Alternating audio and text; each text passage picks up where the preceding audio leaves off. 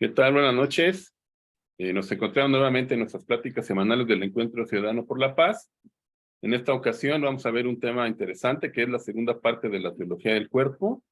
Contamos con la presencia de la licenciada Rocío Gálvez, que como ya comentamos la vez pasada, ha estado involucrada en temas a favor de la vida y la familia durante 30 años y que ha estudiado esta cuestión de este regalo, este obsequio que nos hizo San Juan Pablo II de la teología del cuerpo. Entonces, adelante, Rocío, por favor.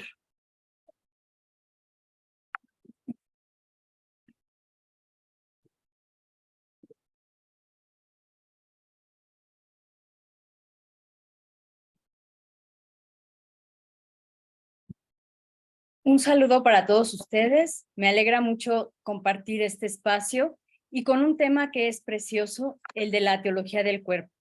Como comentábamos la vez pasada, este regalo maravilloso que nos dejó San Juan Pablo II. Podríamos decir que fue un abrazo de San Juan Pablo II a todos y cada uno de nosotros. Un abrazo precioso. Y pues con la pandemia aprendimos el valor de los abrazos, ¿verdad? De la posibilidad de la cercanía, de sentir al otro, de sentirnos acompañados, acogidos, aceptados. Recordando un poco algunos puntos de la sesión pasada, y ahora vamos a entrar más de lleno en el tema de la sexualidad. La sexualidad, este elemento precioso que es un componente intrínseco a nuestra persona. La sexualidad no es un accesorio, es parte inherente de nuestro ser. Nosotros somos seres sexuados, hombres o mujeres. Y para que este componente sea un elemento enriquecedor de nuestra persona, debe estar al servicio del amor. Este es un punto muy importante. En nuestra sociedad vemos una tendencia a banalizar, a menospreciar y a no darle su valor tan grande a la sexualidad. Vemos que se le toma como un elemento accesorio, como por ejemplo este arete que yo me puedo poner, hoy me pongo este arete, mañana me pongo otro, mañana me pongo 3. Esto es un accesorio, es algo que no pertenece a mí intrínsecamente, es algo que me puedo poner y quitar sin que me afecte en mi ser. Sin embargo, la sexualidad no es un accesorio, es un elemento intrínseco de la persona. Pero para que sea enriquecedora, para que me enriquezca a mí como persona y enriquezca a los demás, a quienes me rodean, esta sexualidad debe estar al servicio del amor. Este es un punto muy importante que nos plantea San Juan Pablo II a lo largo de la teología del cuerpo. Y debemos tener en cuenta que la teología del cuerpo responde a esta pregunta tan importante que veíamos la sesión pasada, la pregunta de ¿quién soy? ¿Quién soy yo? Porque de la respuesta que demos cada uno de nosotros a esta pregunta va a depender el rumbo que demos a nuestra vida, las acciones, nuestra jerarquía de valores, a qué le vamos a dar más importancia, a qué le vamos a dar menos importancia. Muchas cosas dependen de la respuesta que demos a esta pregunta. Entonces, veíamos la trascendencia y cómo es una tarea que tenemos todos a lo largo de nuestra vida. Probablemente no la vamos a contestar o no vamos a dar la misma respuesta en todos los momentos de nuestra vida. Lo que tenemos que hacer es ir profundizando en esta pregunta, pero es vital que contestemos este cuestionamiento. ¿Quién soy yo?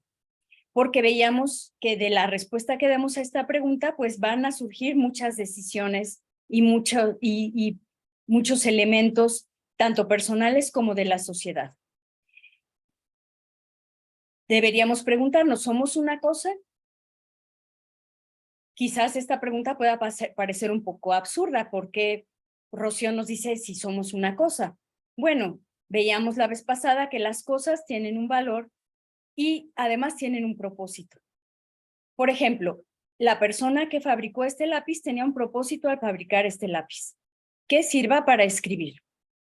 Si yo utilizo este lápiz, fíjense bien, utilizo este lápiz, es bueno, ¿Es bueno que yo utilice este lápiz? Sí, porque es una cosa que tiene un propósito y que me sirve para escribir.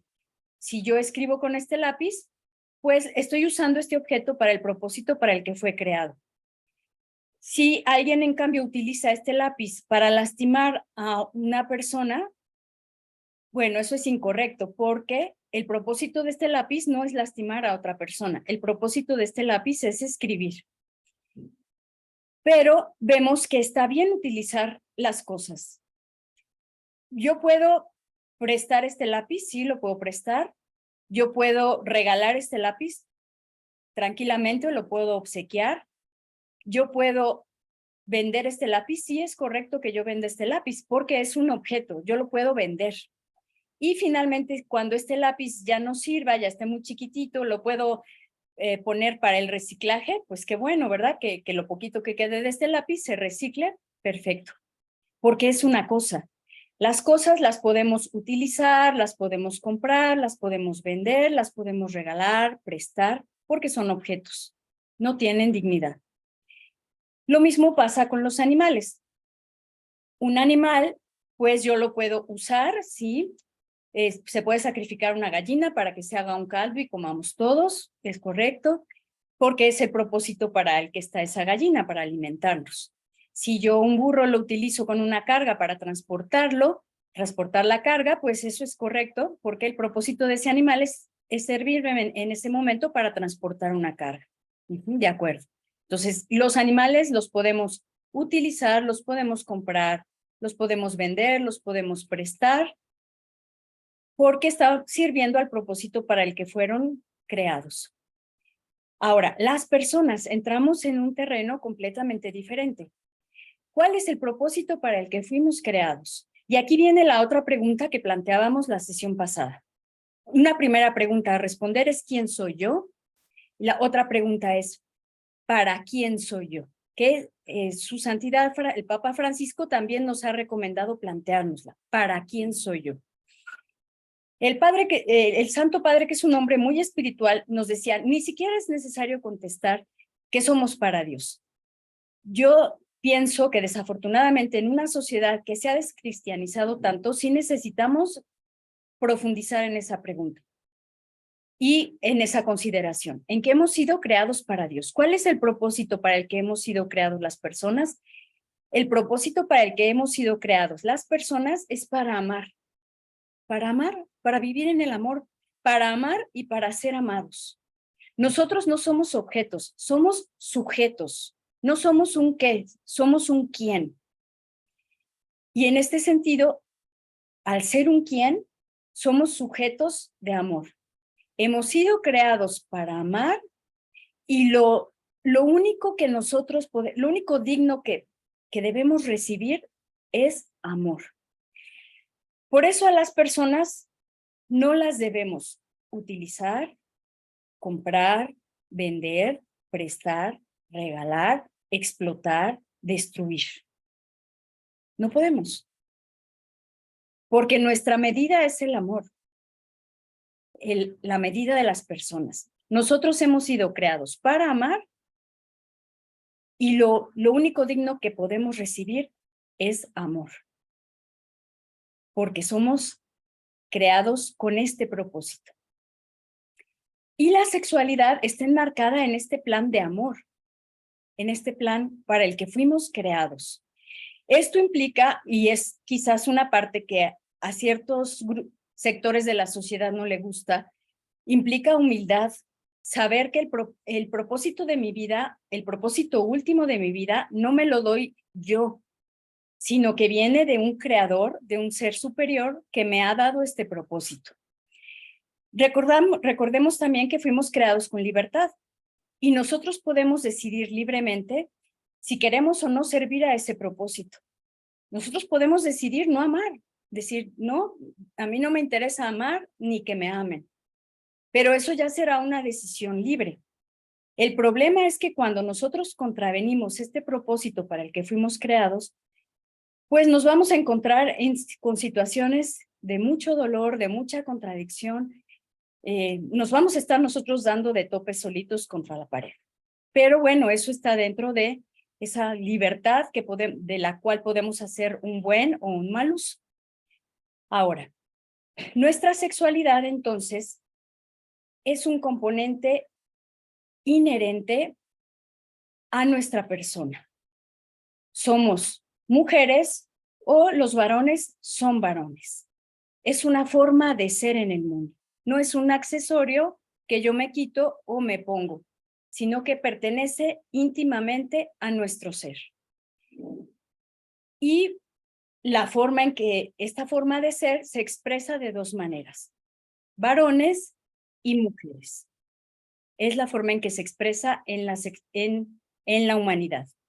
Ahora, de cierto modo, los varones y las mujeres somos iguales y en cierto modo somos diferentes. ¿En qué somos iguales los varones y las mujeres? Bueno, somos iguales en nuestra dignidad. Ambos somos personas humanas y la sesión pasada hablábamos de las características de la persona humana. Somos una unidad de alma y cuerpo, tenemos inteligencia, conciencia, racionalidad, voluntad, libertad, también responsabilidad. Y en este sentido, hombres y mujeres somos iguales en nuestra dignidad. Somos seres que fuimos creados para amar y para recibir amor. En este sentido, varones y mujeres somos iguales. Pero tenemos modos de ser distintos. El primer plano y el más evidente es el plano físico. Los hombres y las mujeres somos diferentes en nuestro físico, en el plano biológico. Tenemos diferencias. Pero también tenemos diferencias en el plano psicológico. Nuestra psicología es diferente, la de los varones y la de las mujeres. También en nuestra afectividad somos distintos. E incluso en el plano espiritual tenemos diferencias. Somos diferentes, la manera en cómo se expresa la espiritualidad de los varones y cómo expresamos nuestra espiritualidad las mujeres. Yo recuerdo que yendo a la escuela, a una escuela primaria, donde los profesores, el profesor de inglés tiene un pizarrón y la profesora de español tiene otro pizarrón para decorar en el salón de los niños, me llamó mucho la atención cómo decoró uno y otro el pizarrón.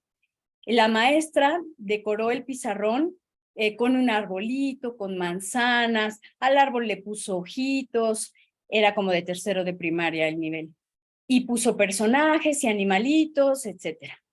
En cambio, el de inglés era un varón, el profesor, y el pizarrón que decoró el profesor era un campo de béisbol, él puso el diamante de béisbol, puso muchas pelotas de béisbol, todo así muy organizado y estructurado. Cuando entré al salón, bueno, yo sabía que los profesores, uno era varón y la otra era mujer, pero yo les aseguro que si cualquiera de ustedes hubiera entrado a este salón, hubiera identificado inmediatamente qué pizarrón decoró una mujer y qué pizarrón decoró un varón.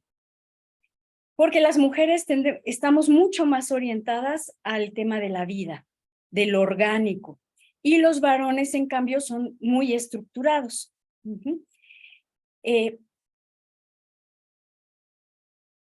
¿Y esto qué implica? A veces hacemos como muchos chistes de que no, las mujeres somos superiores, no, los varones son superiores. Y hay que reconocer que en una época de la historia, bueno, o en ciertas etapas de la historia, sí ha habido un trato injusto hacia las mujeres, hay que reconocer esta parte. Pero, ¿qué es lo que nosotros debemos hacer? Decir, pues ahora las mujeres, como hemos sido tratadas injustamente, vamos a ser superiores a los hombres. Vamos a ver que una reacción madura es decir, no, hombres y mujeres somos iguales en dignidad, merecemos el mismo respeto, merecemos oportunidades de desarrollo, de enriquecimiento, pero reconociendo esta igualdad esencial en lo personal. Sin embargo, la diversidad en nuestro modo de ser, porque no reconocer estas características diferentes que nos enriquecen es también una situación de injusticia. Es una injusticia pretender que un hombre sea igual a una mujer o que una mujer sea igual a un varón en cuanto a sus características y su modo de ser. Eso sería injusto para ambos. Entonces, lo que tenemos que reconocer son las cualidades, tanto masculinas como las cualidades femeninas, porque estas cualidades no son para luchar unos contra otros, son para complementarse, son para enriquecerse. Nosotras las mujeres nos enriquecemos en la convivencia con los varones y los varones se enriquecen en la convivencia con nosotras las mujeres. Estas diferencias nos ayudan a complementarnos y no solamente a complementarnos, vamos más allá, nos ayudan a enriquecernos. El mundo se enriquece con la colaboración de las cualidades masculinas y con la colaboración de las cualidades femeninas. Esto nos trae un enriquecimiento a ambos y en general a toda la humanidad. Entonces, vemos cómo estas diferencias son muy valiosas. En el plano, por ejemplo, psicológico, los varones son muy estructurados. La mente de un varón la podemos asemejar, por ejemplo, a una cajonera. Los hombres tienen el cajón del trabajo, de la familia, de la esposa, de los amigos, y entonces ellos, cuando están en el trabajo, abren el cajón del trabajo y se concentran en el cajón del trabajo. O cuando están viendo un partido de fútbol, abren el cajón del entretenimiento y entonces se concentran en su partido de fútbol. Y para pasar a otra cosa, cierran ese cajón. Tienen mucha estructura y eso es muy bueno.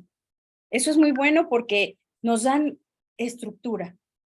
Las mujeres, en cambio, nuestro cerebro está todo interconectado así.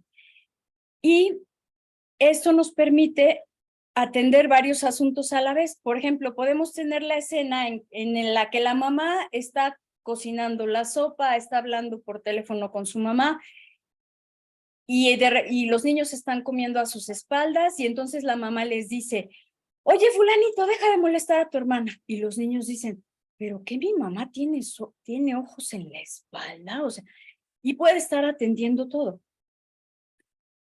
Y eso también es muy bueno porque nos da capacidad de estar atendiendo varias cosas, varios pendientes a la vez. ¿Cuál es mejor? Ninguno es superior a otro de estas características. Cada una de estas características nos van a enriquecer.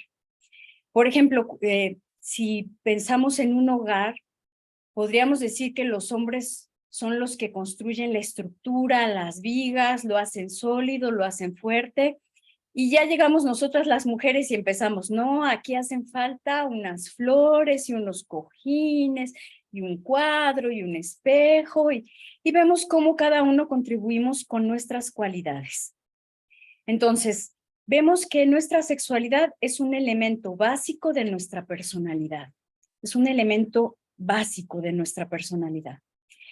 Un modo propio de ser y de manifestarnos. Es parte de nuestra manera de ser y de manifestarnos. Nosotros, incluso nuestra mirada es distinta.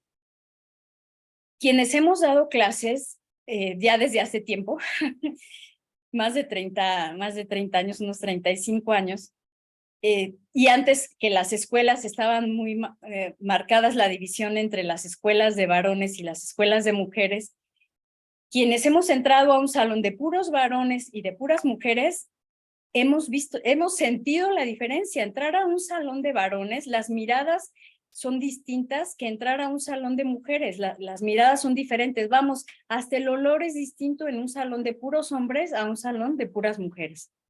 Entonces, vemos que se manifiesta en todos esos detalles. La mirada de un varón y de una mujer son diferentes.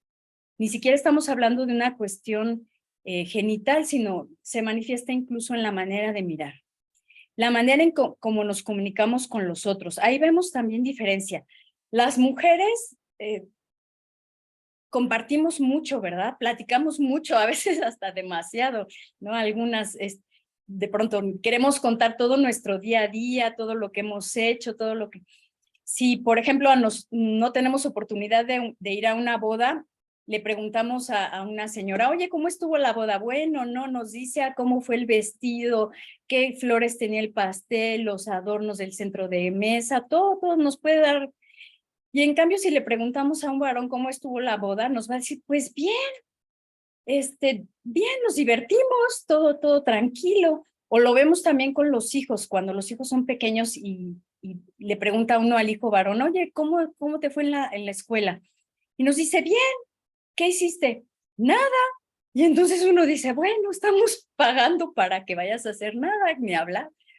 Pero en cambio, cuando tienes a las niñas y les preguntas, ¿qué tal? ¿Cómo te fue en la escuela? ¿Qué hiciste? Bueno, no, ya tenemos toda la crónica. Sí, fulanita se peleó con tal y no sé quién le hizo no sé qué al maestro y tenemos toda la crónica, ¿no? Entonces, somos diferentes en la manera de comunicarnos, en la manera de sentir. No significa que los varones no sientan, sino sienten de una manera distinta y también lo expresan de una manera distinta a como lo expresamos las mujeres. Y tenemos también una manera distinta de vivir el amor humano. También tenemos estas diferencias en cómo vivimos el amor humano, los hombres y las mujeres. Pero esto, repito, no es que uno sea superior, un modo sea superior al otro, sino que se complementan y se enriquecen. Ahora, para que esta sexualidad sea efectivamente un elemento enriquecedor de la persona, debemos conquistar la madurez afectiva. Es decir, es una tarea, no es algo con lo que vamos a nacer, sino que debemos irlo trabajando. Es una tarea que tenemos para toda nuestra vida, porque la sexualidad pues también va a ir evolucionando junto con la persona. Vamos a ver que tiene diferentes etapas, diferentes momentos y que además va a dar respuesta a distintas vocaciones.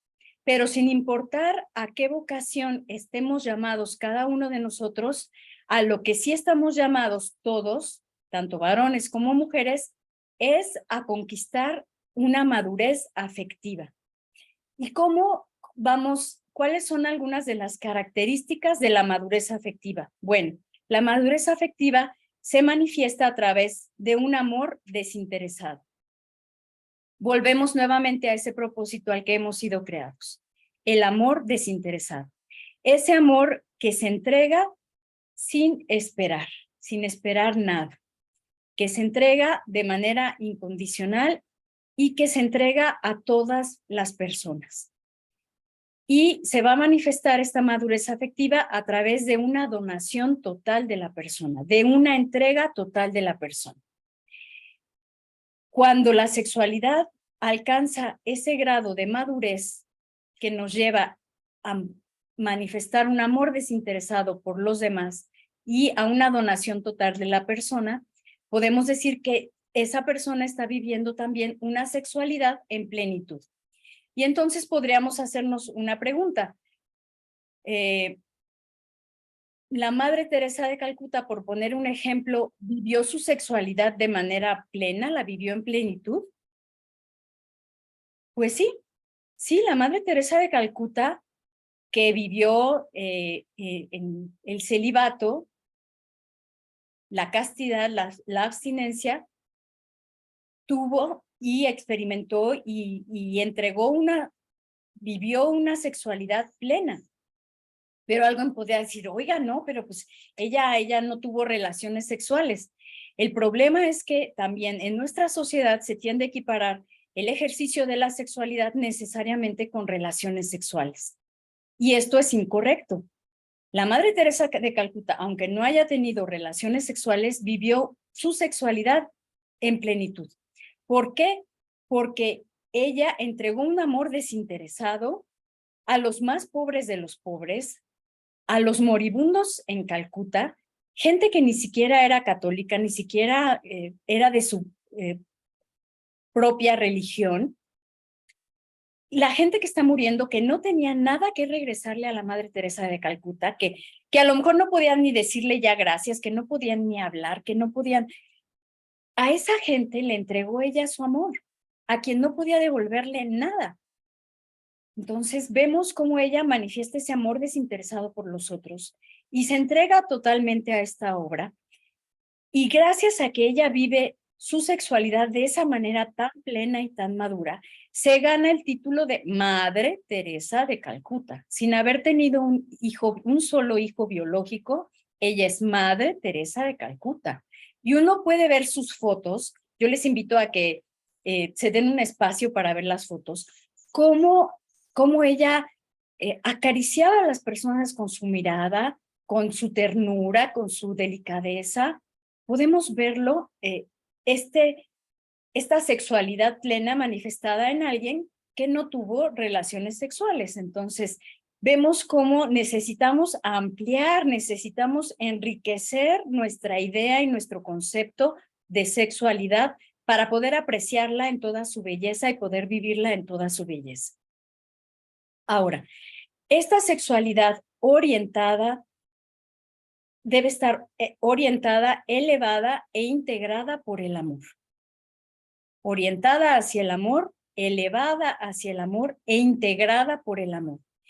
Es entonces que va a adquirir una plena calidad humana.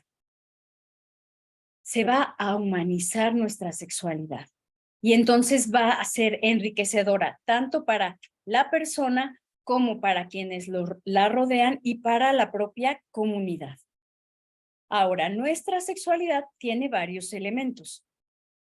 El primero, no porque es el más importante, simplemente porque es el más evidente, es la corporeidad, porque es lo que percibimos en primera instancia.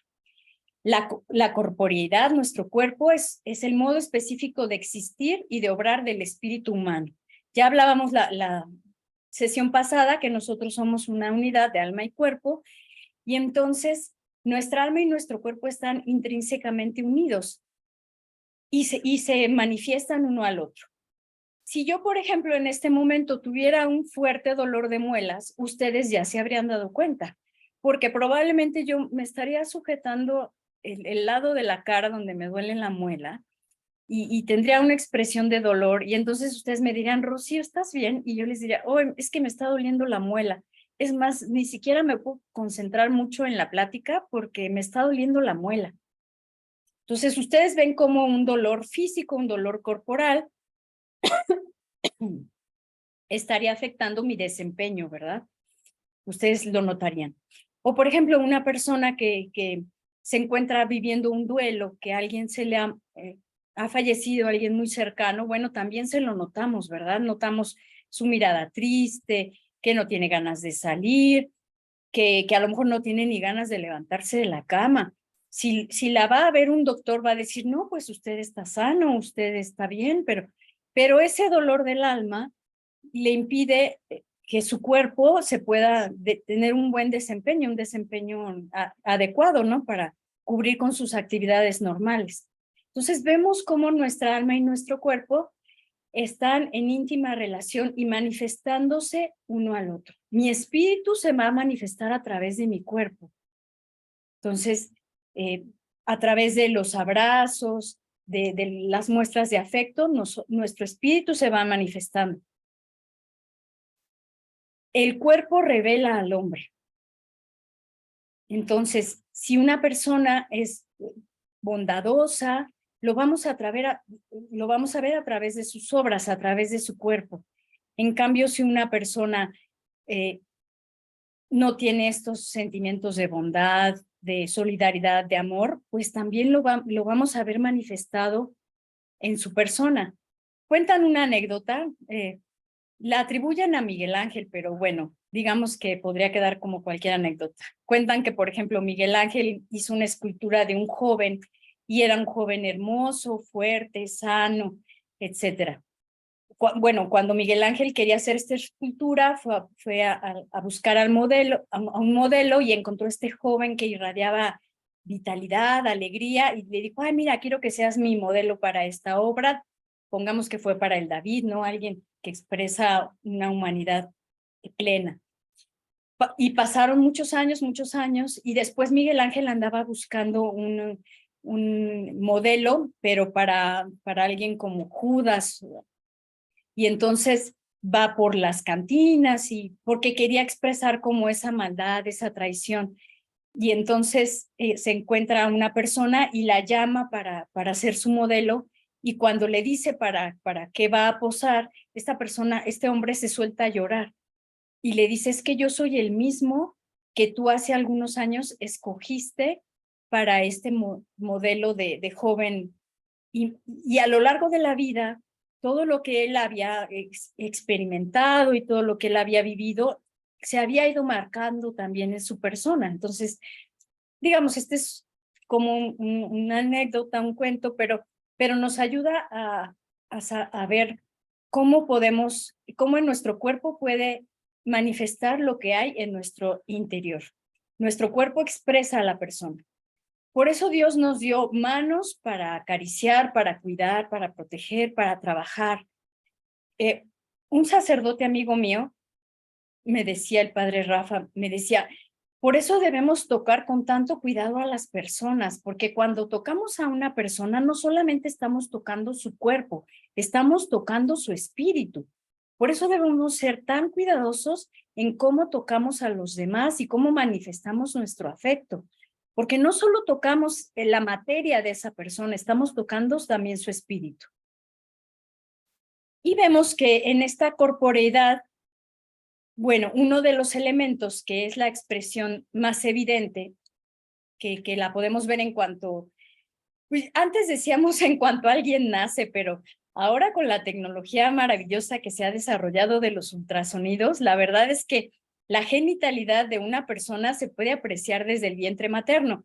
Claro, no, en las primeras etapas, y a veces el bebecito pues se pone en una posición difícil, ¿verdad? Cruza piernitas y no deja que lo veamos a través del ultrasonido, pero ya a través del ultrasonido podemos ver la genitalidad de las personas, podemos ver a los varoncitos, podemos ver a las niñas, y ya en el momento en que el bebé nace, pues podemos ver si nació una niña, nació un niño. Vamos viendo ya estas expresiones de la corporeidad y de la sexualidad en el cuerpo. Sabemos que desde el momento de la concepción está determinado nuestro sexo, el sexo cromosómico. En el momento de la concepción, vemos que el óvulo tiene en el núcleo el ADN de mamá y el espermatozoide trae en el núcleo el ADN de papá, pero en el momento de la concepción, esta nueva persona se va a deshacer el ADN, tanto el de papá como el de mamá lo va a deshacer, y entonces va a tener una nueva combinación que va a marcar las características de esta nueva persona. El sexo es una de estas características, está marcado, determinado de manera cromosómica. Tenemos un varón o tenemos una mujer. La combinación para varón es XY, la combinación para mujer es XX. Todos los óvulos de nosotras las mujeres son X. Los espermatozoides de los varones son de dos tipos. Algunos espermatozoides traen una carga X, otros espermatozoides traen una carga Y. Los espermatozoides Y son más rápidos que los espermatozoides X. En esto quizás también se reflejan un poquito las características masculinas y femeninas. Los espermatozoides X son más lentos, pero viven más tiempo. Entonces, si el matrimonio tiene relaciones en el momento de mayor fecundidad de la esposa, es más probable que se conciba un varón, porque los espermatozoides X van a rebasar a los espermatozoides Y. Pero si se tienen las relaciones conyugales alrededor, ya hacia los límites del día de fecundidad, entonces es más probable que se conciba una niña, porque los espermatozoides con carga X son más longevos y entonces se van a esperar y van a sobrevivir y van a fecundar a ese óvulo y vamos a tener una niña. Entonces, realmente, el elemento que define la sexualidad de ese bebé por nacer es el papá. Así que ya no se vale eso de que por tu culpa tengo puras viejas. No, quien define la sexualidad de ese bebé es el papá a través de los espermatozoides y las combinaciones que tenemos son XY para varón y XX para una mujer.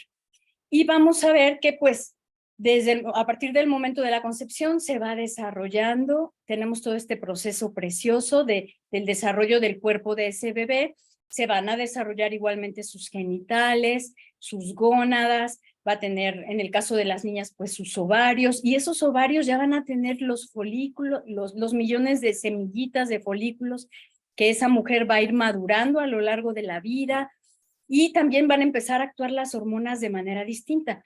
A partir del tercer mes de embarazo, ya los genitales, bueno, si el ultrasonido nos favorece, ya se puede observar si es un varón, si es una niña, pero ya también las hormonas sexuales están involucradas en la conformación del cerebro de esa persona. Es decir, si tenemos a un varón, las hormonas masculinas van a influir en la formación de ese cerebro de varón, y si tenemos una niña, las hormonas femeninas van a influir en la conformación de ese cerebro de niña.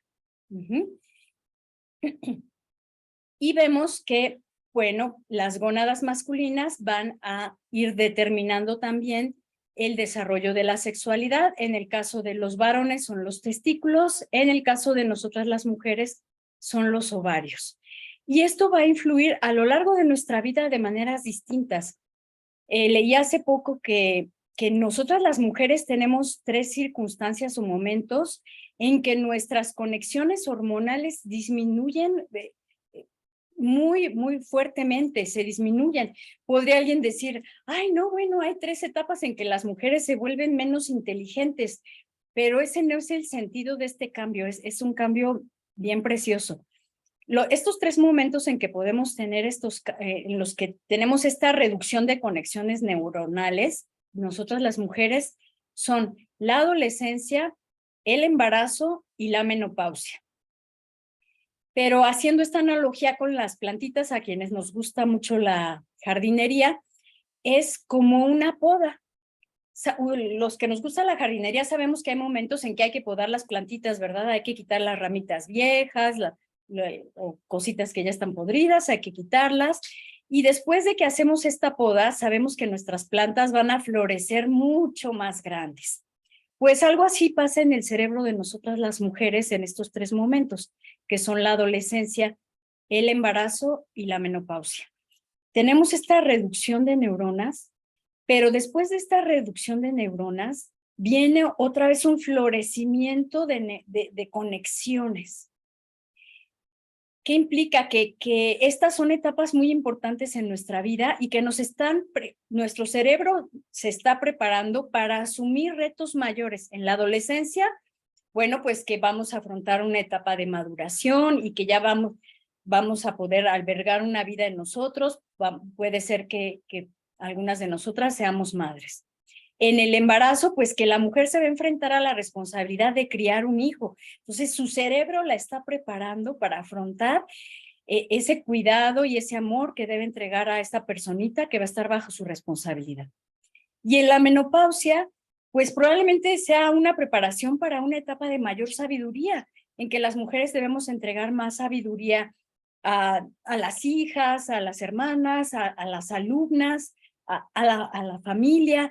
Entonces, nuestro cerebro se prepara para esto. Imagínense, o sea, todas esas implicaciones tiene la sexualidad dentro de nuestra vida. Vemos entonces que ya desde la etapa de gestación empiezan a actuar las hormonas en nuestros cuerpos. En el caso de los varones, las hormonas masculinas, que son más reconocibles, digamos, sabemos que los procesos hormonales son muy complejos, pero no estamos para dar una clase de medicina, sino para que podamos entenderlo a grandes rasgos. Entonces, las principales hormonas masculinas son los andrógenos y la testosterona, que van a influir en la manera en este modo de ser de los varones, y las hormonas femeninas son los estrógenos y la progesterona. Vemos que las mujeres tenemos esta hormona progesterona, que es tan importante y que su propio nombre nos dice para qué sirve. Progesterona, pro a favor progesterona gestación. Es la hormona que nos ayuda, es la hormona estrella durante el embarazo. Hay varias hormonas que actúan, pero la hormona estrella del embarazo es la progesterona. Entonces ya estas hormonas, desde que estamos en el vientre materno, van influyendo en nuestra propia conformación. Y vemos que también está el sexo anatómico, este elemento que es el sexo de nuestra sexualidad, que es el sexo anatómico, que son los órganos internos y externos, que bueno, hay etapas de nuestra vida que están como un poquito más latentes, se van desarrollando, pero de manera diferente, más tranquila, digamos, durante la niñez, y ya en la adolescencia, pues tienen, o preadolescencia, tienen un desarrollo más activo, y vemos que ya se distinguen más los varones de nosotras las mujeres con las características de cada uno de los sexos que se van haciendo cada vez más evidentes y que se van manifestando de manera más fuerte. Tenemos también este factor o este elemento de la identificación sexual que se da sobre todo en los niños pequeños a partir aproximadamente de los 3 años y que nos va a permitir ir copiando roles. Sabemos que algo del aprendizaje de los niños se da a través de la imitación, a través de la observación y la imitación de quienes los rodeamos, y entonces vemos cómo las niñas se van identificando con la mamá, los varones se van identificando más con el papá, y después los niños y las niñas van viendo esta interacción entre papá y mamá, y a través de la imitación van aprendiendo cómo es el modo de ser mujer y cómo es el modo de ser varón. Y esta etapa también es muy, muy importante que tengamos estas figuras positivas, estas figuras sanas, para que los niños puedan tener esta sana identificación. Y tenemos también, bueno, que a través de las culturas también hay una influencia en la sexualidad. Antiguamente, hace el siglo pasado todavía se decía mucho, bueno, quizás el rol del papá era algo más distante, no se involucraba de manera tan cercana con la crianza de los hijos, se le asignaba más bien un rol como de proveedor, o sea, tú tienes que surtir la despensa, tú tienes que trabajar para esto, y no se permitía esta cercanía. Vemos que este cambio cultural sí es positivo, el hecho de que los papás pues se puedan involucrar más en la crianza de los hijos, en tener una mayor comunicación con ellos, un diálogo, ser esa figura que los apoya. Vemos también cómo aquí hay cómo se complementan estos roles de manera importante. Un estudio de la UNAM señala que es muy importante que en los hogares esté mamá y papá presentes, porque las mamás tendemos más a proteger y a preservar. O sea, nosotros queremos que los niños sobrevivan. Entonces, por eso las mamás somos las de, híjole, bájate de esa barda porque está muy peligroso y bájate y me vas a caer y todo. Y tenemos este rol de proteger, de preservar, de cuidar la vida. Y en cambio los papás son los que los ayudan a los niños a salir, a desarrollarse, a tener más actividades. Por ejemplo, papá muchas veces es el que te enseña a andar en bici, es el que dice, no, vamos a patinar y vamos a andar en bici y vamos a treparnos al árbol. Y esto sirve para que los niños se vayan abriendo, ¿no? A nuevas experiencias, al mundo. Entonces vemos cómo la presencia de ambos va dando equilibrio dentro de la crianza de los propios hijos. Y ya ahora vemos que si los hombres entran a la cocina está perfecto, que bueno, hay hombres chefs que cocinan delicioso y no pasa nada, muy rico que los hombres chefs cocinen, o que tengamos mujeres policías de tránsito y esto, pues qué bueno, ¿no?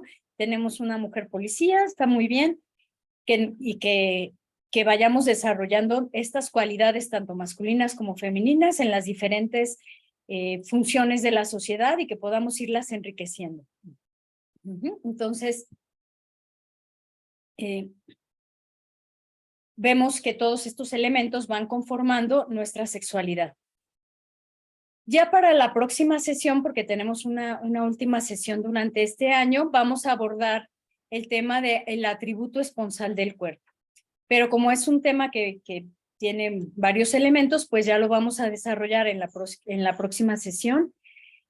En este momento vamos a abrir el espacio para los comentarios, para el diálogo. Y si gustan participar ya en esta parte. Y ya para la próxima sesión vamos a abordar el tema del atributo esponsal del cuerpo.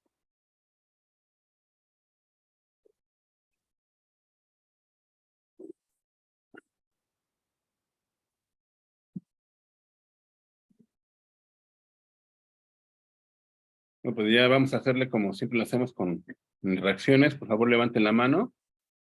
Arturo ya levantó la mano.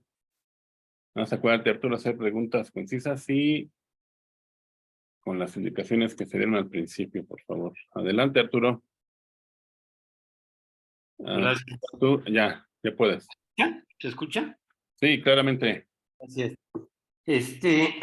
Oye, Rocío, pues muchísimas gracias por tu ponencia. En verdad, muy interesante. Nos has dado, pues, todo lo que son las diferencias entre un hombre y una mujer, que hoy están muy desviadas, definitivamente, ¿verdad? Por todas estas ideologías y que la gente no quiere entender, ¿no? Entonces, de verdad te felicito. Sin embargo, yo nada más quisiera hacer una pregunta así y dar una opinión. Fíjate que, bueno, mi pregunta sería, cuando en el plan salvífico, Dios nos pone a la Santísima Virgen, ¿no? Como ejemplo o como primer ser humano, arriba de todo lo creado, ¿no? Y nos da todos los elementos para la igualdad, lo que tú hablabas de la dignidad de la persona, todos somos iguales en dignidad. Sin embargo, yo diría, te preguntaría a criterio tuyo, ¿en dónde tú piensas que se ha desviado todo esto, ¿no? Porque ahorita hablaste de que, bueno, las mujeres han ido avanzando, ya son policías, ¿no? Los hombres chef, en fin, muy bien. Pero sin embargo, por ejemplo, voy a hablar de México. En México, a partir de la pandemia, se dio más la violencia intrafamiliar, ¿no? Y se ha dado, bueno, pues hemos visto las cifras, los feminicidios, desafortunadamente. ¿A qué tú crees que se deba todo esto? ¿A que el hombre sentimos que porque somos más fuertes podemos abusar de las mujeres? ¿A una educación mala vida? ¿A falta de valores? ¿A que los gobiernos no han sabido conducir esta parte en igualdad? Y mira, y termino con, esa sería mi pregunta y termino con esto. Hay una teoría que se llama la teoría sueca del amor, ¿sí? En Suecia, lo que hacen, por ejemplo, ahora, a la fecha, las mujeres, a partir de los congresos que dijeron que las mujeres pueden vivir solas y mantenerse solas, las mujeres ya no quieren saber, muchas, ya no quieren saber mucho de los hombres. Entonces, lo que hacen es que hay bancos de espermas y ellas compran sus propias inyecciones, se las aplican y tienen a sus hijos y en fin. Pero ¿cuál es la consecuencia de todo esto? Que cuando ya envejecen y todo, se llegaron a encontrar gentes que habían muerto y que tenían 4 meses de fallecer y que nadie, pues porque no tenían familias ya, ¿no? Porque querían vivir solos y con unas cuentas extraordinarias de dinero, en dólares. Y dices tú, ay caramba, pues ¿dónde está esa parte, no? O sea, pongo ese ejemplo para que, si la puedes ligar con mi pregunta, te lo voy a agradecer. Muchas gracias. Gracias a ti, muchas gracias por tu atención y por tu participación. Y yo creo que tu propia pregunta encierra la respuesta. Yo creo que ahí está la respuesta. Mira, comentabas acerca de la Virgen María, de cómo la Virgen María es ese ser excelso por gracia de Dios, que Dios quiere hacerla pura, inmaculada, sin pecado original, por arriba de los ángeles incluso, la reina del cielo. Y sin embargo, Dios, y a través de la teología del cuerpo, vemos cómo Dios nos va hablando y nos va enseñando. Efectivamente, la Virgen María es esa criatura preciosa que tenía el cuidado de Dios, que estaba llena del Espíritu Santo. ¿Ella solita podría haber criado a Jesús? Tal vez podría haberlo criado sola, Pero ese no es el plan de Dios. El plan de Dios es muy claro. Dijo, yo quiero que mi hijo tenga una familia. Y aunque para su concepción no se necesitó el concurso de varón, dijo, necesita y yo quiero darle un padre. Y entonces tenemos este santo grande, que es también el más grande de los santos, teniendo en cuenta que la Virgen es santísima y San José es santo. Tenemos a San José. Tenemos a San José. Entonces, Dios nos está poniendo ahí el ejemplo más claro ni el agua. O sea, Jesús podía haber nacido y crecido sin José, sí, podría haberse dado esa situación, pero no era lo mejor. No es el plan de Dios. Dios dijo, no, mi hijo necesita un padre en la tierra. Y entonces, yo creo que esta problemática que se da es muy profunda. No podemos hablar que sea ni siquiera del siglo pasado. Yo creo que viene de mucho más atrás. Estaríamos hablando, no sé, del siglo XVI, XVII. Yo ubico una figura muy claramente, que es la figura de Darwin, porque con Darwin empezó a generarse ese desprecio por lo espiritual, ese desprecio por el creador, decir no hay un Dios creador, esa soberbia que nos quiere, que fomenta la autosuficiencia y que está cayendo en estas consecuencias terribles que tú mencionas. O sea, nosotros somos el decir, no hay un Dios creador, no hay un plan para mí, sino que yo puedo moverme como a mí se me antoje y hacer lo que se me dé la gana. Bueno, lo que les decía al principio, efectivamente, nosotros tenemos una libertad que podemos usar bien o podemos usar mal, pero estamos diseñados para vivir en comunidad. Y entonces, si alguien pretende vivir solo, pues va a padecer las consecuencias de ese aislamiento y de ese pensar que él es autosuficiente y que no necesita absolutamente de nadie más. Y esto se traduce al tema de la sociedad y de la vocación del que hablaremos la próxima semana, en la próxima sesión. Entonces, es esa soberbia de rechazar el plan de Dios que nos presenta la teología. La teología del cuerpo nos devela todo el plan de Dios, ese plan de amor que Dios diseñó y al cual nos invita a vivir, que nos invita a vivir de acuerdo con ese plan, y nos dice, por aquí está tu felicidad, pero tú eres libre de rechazar tú eres libre de rechazar el amor, de rechazar la felicidad, pero esto te va a traer consecuencias y las consecuencias van a ser dolorosas y la consecuencia va a ser una sociedad de muerte, una sociedad egoísta, en la que finalmente los que terminamos lastimados somos nosotros mismos. Entonces, yo creo que estos cambios filosóficos vienen de mucho más atrás y ahorita ya estamos experimentando las consecuencias muy, muy fuertemente. Gracias, Rocío. Pero les invitaría, bueno, a que retomemos este documento precioso del Papa Francisco para recuperar esa revaloración de la masculinidad. La carta sobre San José. Entonces, vamos a promover nuevamente esos valores masculinos preciosos que nos enriquecen como personas, como familias y como comunidades. Gracias. A ti.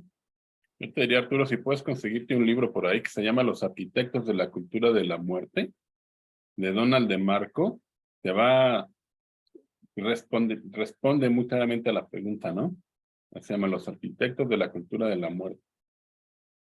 Y también comentar que, bueno, pues San José. El autor, perdón, Jorge, que te interrumpa, los arquitectos de la cultura de la muerte, ¿quién es el autor? Perdón. Donald de Marco. Gracias. De nada. También recordar que dentro del culto a los santos, la Virgen María tiene un culto de, ¿cómo se llama su culto? Hiperdulía. Hiperdulía y el de San José son los únicos dos que se distinguen, ¿no? Es protodulía, que habla de la grandeza de los dos y del honor que tuvieron de cuidar a Jesús, de formar una familia con nuestro Señor, ¿no?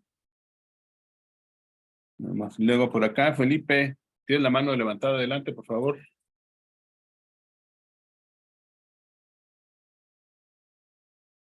Activa tu micrófono, Felipe. Hola.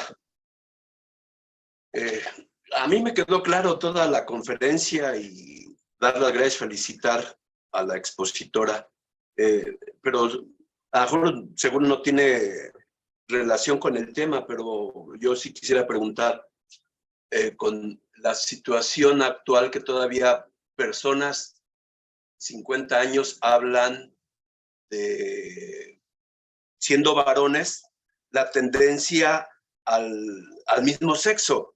Y quieren justificar, y hasta dicen que el Papa Francisco ha pedido perdón, etcétera. Esto en un grupo de personas ya adultas en el que participo, y entonces él defendiendo 50, 55 años. También entiendo que es una situación contra natura y es una situación que no es hormonal, sino es una tendencia.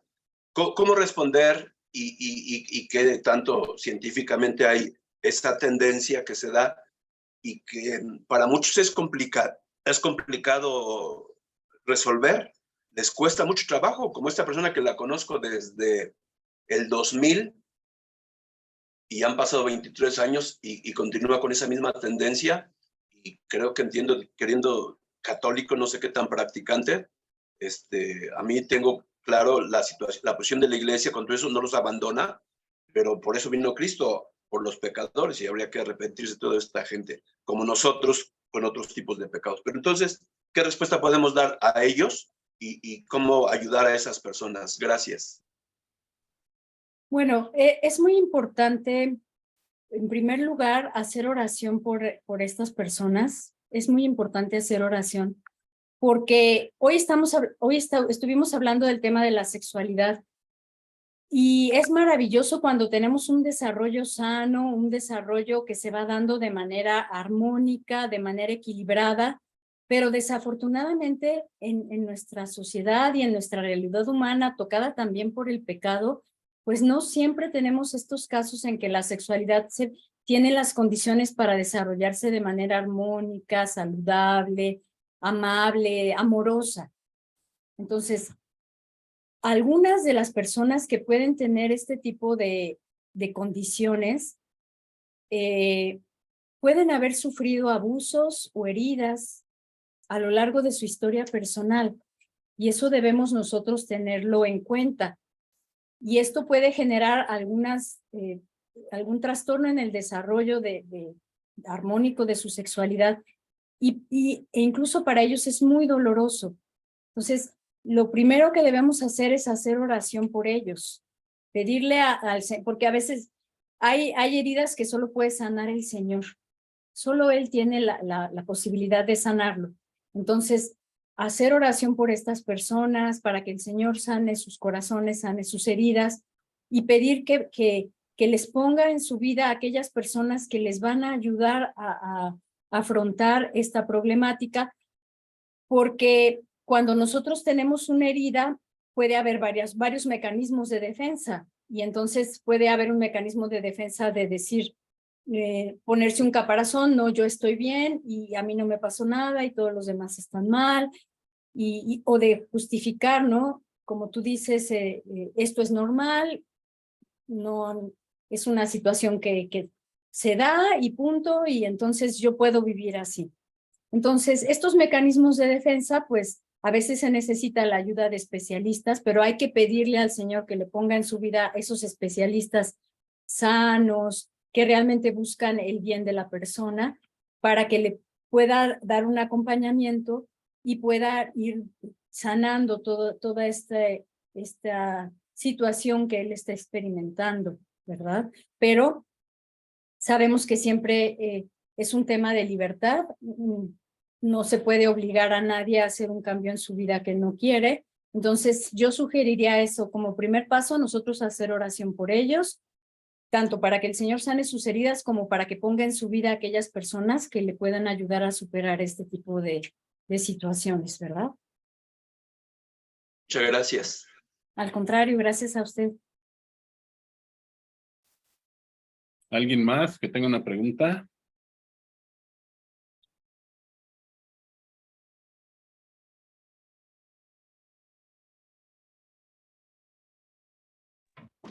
Sí. A ver, adelante. ¿Me escuchan? Sí. José Juan Hernández, servidor. En primer lugar, pues felicidades, gracias por haberme invitado aquí a la plática a través de Felipe. Conozco ya desde hace mucho tiempo a Rocío, ya hace mucho tiempo estuve participando allá en Provida. Y bueno, mi colaboración aquí es, pues la verdad fue más allá de lo que yo pensaba. Se me hizo partícipe de un texto previo a la conferencia y ese texto pues me ayudó mucho a entender lo que hoy pues expuso Rocío. Fue más allá de verdad de lo que yo tenía contemplado, o sea, rebasó mis expectativas. Simplemente es el comentario de felicitar a Rocío, una guerrera de todo a todo, con todo pues todos estos acontecimientos que se están dando actualmente. Se están desatando todo esto en contra de la familia, en contra de los valores, y creo que todo esto pues es abona a volver a la conciencia, porque luego a veces uno se ciega, y todo esto es abona a una buena conciencia, a buenos conceptos, y la verdad pues pues felicito la ponencia, y pues ese sería todo de mi parte. Muchas gracias. Gracias a Dios. ¿Alguien más? ¿Tiene alguna pregunta?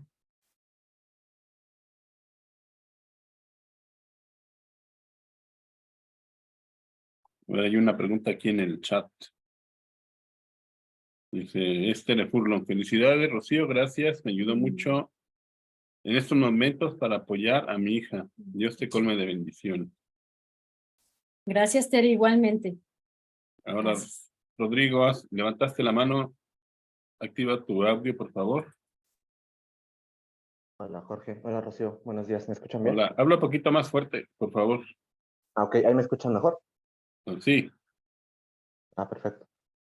Nada, bueno, me parece muy interesante la charla. Efectivamente, ahorita que hablaban del artículo, fíjense que ahí hacían una pregunta medular acerca de esto de la introducción a la teología del cuerpo, de la anécdota, ¿no? Que comenta del padre que encuentra esta pareja y les dice qué relación tienen lo que hacen, ¿no? Con las estrellas del firmamento, y en la cual se basa la pregunta medular, ¿no? ¿Qué relación tiene nuestra forma de amar, nuestra sexualidad con el firmamento? Realmente digo, él te da una introducción, la respuesta no la da, pero sí explica el misterio del cuerpo y cómo Juan Pablo II va desarrollando el hecho de que el amor de Dios se revela mediante el cuerpo humano, ¿no? Entonces, creo que es una guía muy interesante. Si después se pudiera hablar también, ahondar un poco más acerca de esta catequesis de San Juan Pablo II, que hablan que se da desde el año 1979 al año 1984. Sería interesante. Yo entiendo que, pues, digo, existen cursos de teología del cuerpo, ¿no? Y, no sé, tardan un semestre, un año, pero a lo mejor algunos highlights, algunos puntos rescatables, sobre todo por lo que decían ahorita, realmente la juventud ve mucha confusión en lo que es hombre-mujer, pues ya existe el binario, ¿no? El compañero, y está muy de moda, y el cambiarse de sexo.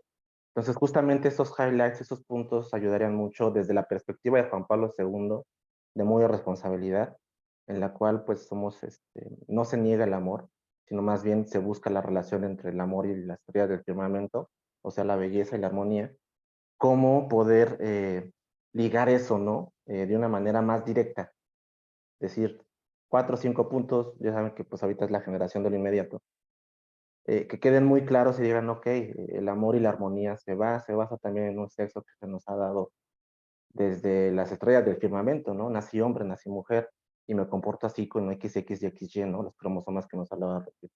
Nada más. Sí, esto San Juan Pablo II lo aborda, perdón, sobre todo en el tema del origen, haciendo muchísima referencia a todo lo que es el Génesis, porque en el Génesis nosotros vemos plasmado ese proyecto de Dios para el hombre. Lo vemos tanto en el origen con Adán y Eva, que esta parte hay que reforzarla mucho. Ahí tenemos esa claridad, bueno, crea varón y mujer. ¿Para qué? Para ayudarse, para enriquecer la creación y para tener una relación personal con Dios y para formar una familia, que hablaremos la próxima sesión sobre eso. Y lo tenemos también, bueno, lo vemos ahorita en el punto del que nos hablaba Arturo, como cuando viene el Hijo del Hombre, podía haber venido como él quisiera, o sea, Dios es todopoderoso y puede venir como él quisiera, pero quiso venir en una familia del seno de una madre y con un padre en la tierra que completara esa familia.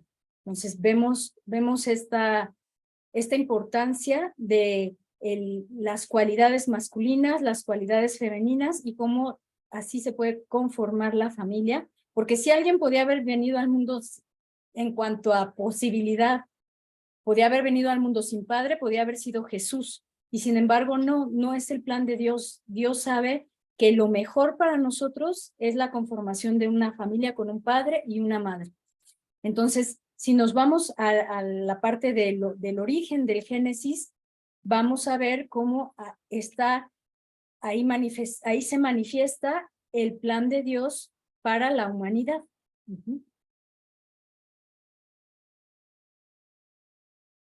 Ok, Leonardo, levantaste la mano. Activa tu micrófono, porfa.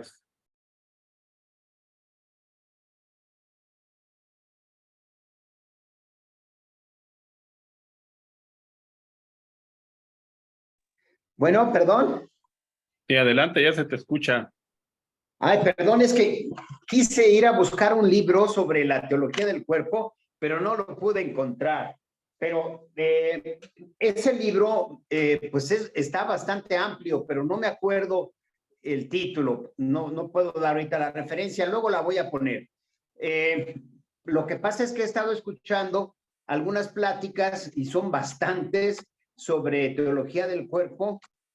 Alguien me las está mandando por el WhatsApp, pero pues es amplísimo el tema.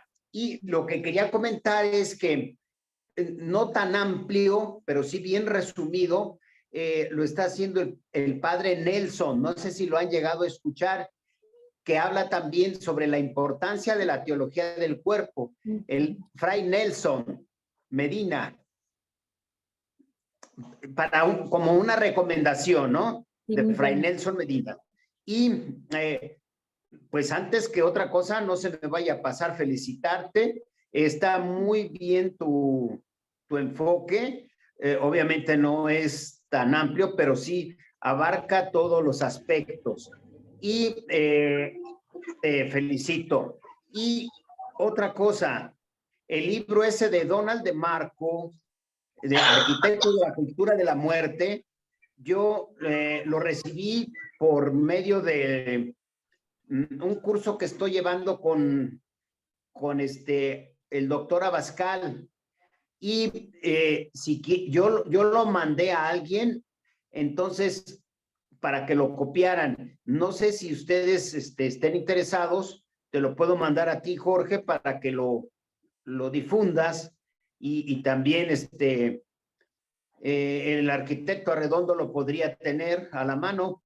Está un poco amplio. Entonces, pero está muy completo, obviamente. Entonces, ahí nos damos cuenta de, pues, por dónde viene toda la serie de errores que se están impulsando, sobre todo, pues, ya en la Agenda 2030. Entonces, es importante que nos demos cuenta, pues, quiénes son los maestritos de este mundo que está cada vez más desbaratado. Entonces, necesitamos defendernos de todo esto. Sí, okay. Dentro de los arquitectos de la cultura de la muerte, pues obviamente está Marx, está la mujer esa Simone de Beauvoir, están Darwin, y pues muchísimos, ¿no? Entonces, es un buen libro para tener una manera de, pues, contrarrestar el error y prepararnos para defender mejor la verdad. Ok, muchas gracias, Leonardo. Gracias, Leo. Sí, a ustedes. Gracias. Ahora Dulce y José Luis, adelante, por favor. Muchas gracias. Nada más para comentar, bueno, agradezco la plática excelente. Dos cosas, ¿no? Ahorita que hablaban de los jóvenes que están confundidos entre si son hombres o son mujeres, algo que yo creo como docente que he tenido, decía Rocío, como más de 30 años y platicando con los muchachos, ¿verdad? Cuando se confunden es cuando tienen esa relación que solamente tienen una mamá y identifican a la mamá y simulan a la mamá y crecen con las ideas de la mamá, ¿no? Y por eso los chicos llegan a confundirse en ese aspecto. Cuando está la familia completa y el papá los guía, pues no hay tanto problema. Pero generalmente esas son confusiones de ese estilo. Ese es mi primer comentario. Mi segundo comentario es en relación a los libros. Si no los encuentran en alguna librería, los pueden bajar vía internet. Están ya en los servidores y están de vía internet, tanto en la teología del cuerpo de San Juan Pablo II como ahorita la cultura de la muerte, arquitectos de la muerte, ya están allí, bueno, obviamente hay que pagar su costo, ¿no? Pero podemos encontrar ahí los libros para que no andemos en las librerías buscando, ¿no? Y pues ese sería mi comentario. Muchas felicidades, Rocío, por tu gran ponencia. Te agradezco mucho. Gracias. Gracias, José Luis. Perdón, no sé si me puedan dar la voz. Ya encontré el libro. Adelante. Sí, se llama Llamados al Amor, Teología del Cuerpo en San Juan Pablo II. Los autores son Carl A. Anderson, debe estar, es un sueco, Carl A. Anderson y José Granados. Es de la editorial Monte Carmelo y la serie es Didáscalos. Y de San Juan Pablo II es el número 6 de Didáscalos. Ok, muchas gracias. Sí, si lo quieren ver, déjenme abrir el video. Es este libro. No sé si ahí lo pueden ver. Ok, sí, se ve bien. Gracias. Gracias, Leo. Sí, gracias a ustedes nuevamente. ¿Alguien más?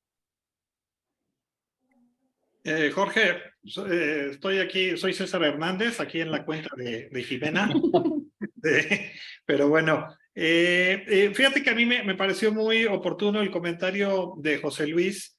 Yo he tenido esta inquietud desde tiempo atrás y no sé si exista, si ustedes conozcan, si alguno del foro ubique, si existe algún estudio en el sentido del comentario de José Luis y me refiero a que la homosexualidad en nuestro país específicamente, no sé en otros países, pero yo coincido totalmente con José Luis en términos de esta ausencia de la figura paterna y estas familias, desafortunadamente, en el que solo hay la mamá, ¿no? Al frente y una ausencia del padre.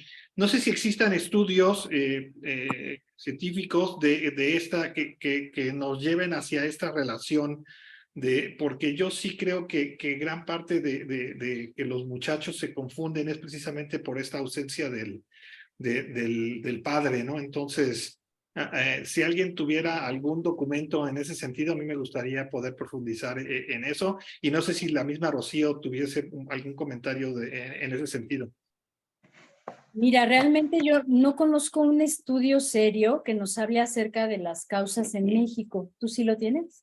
Bueno, hay un estudio muy interesante que te habla acerca del bienestar de los niños y los jóvenes en las familias, y es el doctor Fernando Pliego. Pero es en el otro sentido de decir Pero sí lo valioso que, cómo se desarrollan los niños mucho mejor, lo que comentábamos en la conferencia, cómo la presencia de mamá y de papá nos traen un desarrollo mucho más pleno de los niños que en las familias que son uniparentales. Entonces, este es un libro que hizo el doctor Pliego.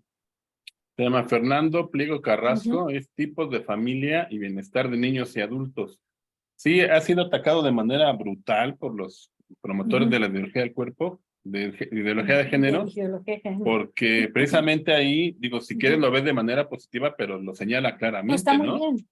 O sea, ¿cuál es la diferencia entre crecer con una familia monoparental, con una familia en la que existen dos papás, según esto, dos mamás, y una familia formada de manera natural?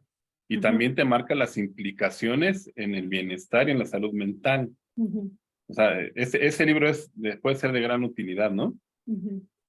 Pero yo también quisiera comentar que este tipo de situaciones pueden ser multifactoriales. No podemos atribuirlo solamente a un factor, y actualmente, desafortunadamente, vemos que hay una corriente de propaganda muy fuerte.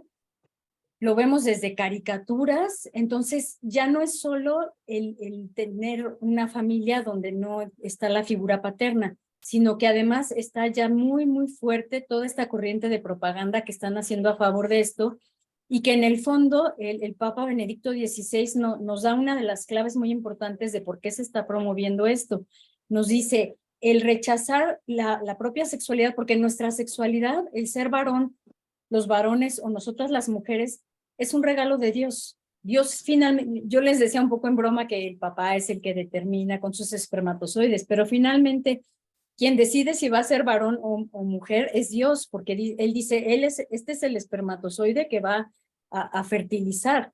Entonces, nuestra sexualidad es un regalo de Dios, y para nosotros lo más sano es aceptar este regalo de Dios con amor, con alegría. Por eso los papás también tienen que aceptar la sexualidad de sus hijos con mucho amor y con mucha alegría. Si viene un niño, qué padre que es niño, y recibirlo con mucha alegría. Si viene una niña, qué padre que es niña, y recibirla con mucha alegría. Yo leía una noticia que se me hizo muy triste, porque ya ven que están de moda las fiestas de develar el género, que le llaman ellos, en el que dicen, ay, vamos a tener un niño o una niña. Pues que una señora, cuando dio la noticia de que iba a tener una niña, que estaba toda frustrada, enojada y todo. Entonces, todas esas emociones se le van al bebé en el vientre, ese rechazo. Entonces, el Papa Benedicto XVI nos dice, la ideología de género lo que tiene en el fondo es ese rechazo, es la última rebeldía de la criatura contra el creador. Es la última rebeldía de la criatura contra el creador. El decir, me hiciste mujer, pero yo no quiero ser mujer. Por eso me voy a hacer otra cosa. O en el caso de los varones. Entonces, es muy profundo lo que hay detrás de todo esto, y sí puede, y yo veo que tristemente ya en la actualidad se están agregando más factores, como está de moda, es aplaudido por los medios de comunicación. Hay una maquinaria de propaganda a favor de esto, ¿no? Que es todavía más, bueno, se suma, si ya teníamos un hándicap en México, pues se están sumando otros elementos preocupantes. Ok, pues muchas gracias. Gracias por los comentarios. Y luego te escribo, Jorge, para que me pases el libro, porque no lo logré escribir. Bien, bueno, ya voy a decir otro que no es propiamente de que es un estudio que se hizo en Estados Unidos, pero que aplica pues a nivel mundial. Digo, ahí está la cosa muy grave, pero se ha ido extrapolando, ¿no? Es el homosexualismo en los Estados Unidos, una sombra sobre la nación. Este libro, digo, pues no sé, hay que ponerle ahí en Amazon, seguramente se consigue, ¿no? El homosexualismo en Estados Unidos, una sombra sobre la nación. Y el otro es el del doctor, a ver si lo encuentro otra vez, es el doctor Fernando Pliego, y es Tipos de Familia y bienestar de niños y adultos. Ese lo buscas así en internet y así lo bajas, porque es un estudio científico, es muy serio. Yo es el que conozco que con más profundidad en México, En México, sí. y de hecho lo hizo y fue auspiciado por la UNAM de manera increíble contra todo lo que... En la UNAM es un caldo de cultivo, ¿no? Para las estudios de género, pero él hizo ese libro y lo publicó y es libre. Es tipos, ahora otra vez, ya lo pusiste ahí, ¿no? Pero no, tipos de familia, no lo encuentro ahorita, pero es tipos de familia, bienestar de niños y adultos, y es de libre acceso en internet, lo bajas en la página de la UNAM o anda por todos lados, porque es libre, no tienes problema. Y si quieren estudiar el tema, también es el tema del homosexualismo y todo el desarrollo que ha llevado, hay un libro de una actora que se hizo famosa mundialmente porque la recomendó su santidad Benedicto XVI, que se llama Gabriele, como si fuera Gabriel, pero termina con una E. Luego viene una K de kilo, una U, B de bueno, E latina, Gabriele Cubi, que es la revolución sexual global. Ese libro también habla de todos estos hechos, ¿no? De cómo es parecido a los arquitectos de la cultura de la muerte, pero es más profundo. Está muy interesante y antes nada más se podía leer en inglés o en alemán, pero ya está en español. También lo consiguen en Amazon. Está muy bueno. Muy, muy bueno. Entonces, ¿Puedes repetir el estudio gringo? es que es la homosexualidad en los Estados Unidos, una sombra para la nación. ¿No? Sobre la nación, algo así que Ya lo habías quitado. digo, yo lo tengo, pero ahorita lo vi aquí en internet, ¿no? La homosexualidad en los Estados Unidos. Ajá, Una sombra sobre la nación. Una sombra sobre la nación. Pues muchas gracias. No, ¿de qué? Gracias a ti. Entonces, y hay un montón. También, si ustedes buscan en biblioteca, en librerías católicas, van a ver libros acerca de lo que piensa la Iglesia Católica en relación al homosexualismo y cómo se trata. Hay una pastoral homosexual, ¿no? Hay uno de un autor, se llama con W, es Walter Vana, una cosa así, que habla acerca de la pastoral homosexual. A ver si para la próxima se los consigo, ¿no? ¿No? Ajá. Pero también habla del hecho, ¿no? De que hace falta una familia, X y Y, ¿no? También pueden buscar en YouTube un video del Papa Francisco en el que habla de la homosexualidad. Y es bien interesante porque te dice, ahora que estaba Arturo con este tema, ¿no? Y dice, es que la homosexualidad no es un pecado, vamos. O sea, en sí mismo hay una tendencia. Pero yo puedo tener tendencia a la ira, a la gula, a la soberbia. El pecado es el ejercicio. Está bien interesante cómo lo maneja. Es una clase de moral, ¿no? Que da el Santo Padre y precisamente dice, pues hay que ayudarles, ¿no? Lo que se trata es de ayudarles. No, nunca jamás de condenarlos. Es una visión muy, muy al tipo de Jesús que viene a sanar a los pecadores, ¿no? Pues si no tienen ninguna otra pregunta, terminaríamos aquí y simplemente invitarlos al próximo jueves en las pláticas del Encuentro Ciudadano. Va a estar Ceci Urrea con el tema de la activación política. Simplemente, ¿no? Les pido que los que estamos aquí en la sala de Zoom no se desconecten, por favor, ¿no? Para dar unos pequeños avisos. Déjenme terminar de grabar.